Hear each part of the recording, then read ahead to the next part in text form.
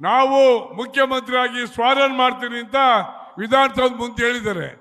ಅಯ್ಯ ಗಿರಾಕಿ, ನಾನು ಹೇಳ್ತೀನಿ, ಕಾಂಗ್ರೆಸ್ ಬಹುಶಃ 28ಗೆ ಒಂದು 35-40 ಸೀಟ್ ಗೆದ್ರೆ ಪ್ರಮೋದ, ಅದ್ರ ಮೇಲೆ ಗೆಲ್ಲಕ್ಕಾಗಲ್ಲ.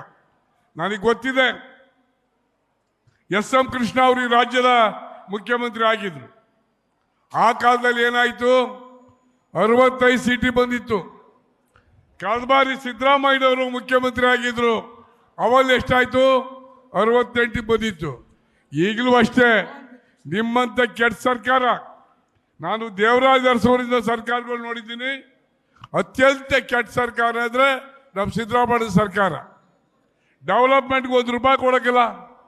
ಕೆಲಸ ಮಾಡೋದಕ್ಕೆ ನಾವು ಯಾವ ಊರಿಗಾರ ಹೋಗಿ ರಸ್ತೆ ಗುಂಡಿ ಬಿದ್ದಿದೆ, ಯಾರನ್ನೆಲ್ಲ ಕೇಳಿ ರಸ್ತೆ ರಸ್ತೆ ರಸ್ತೆ ಅಂತಾರೆ, ದುಡ್ಡೇ ಕೊಡ್ತಾ ಇಲ್ಲ. ಹೀಗಾಗಿ ಇವತ್ತು ಈ ಸರ್ಕಾರ ಅನಿಷ್ಟ ಸರ್ಕಾರ, ಕಾಂಗ್ರೆಸ್ ಸರ್ಕಾರ ದಟ್ಟ ದರಿದ್ರದ ಸರ್ಕಾರ.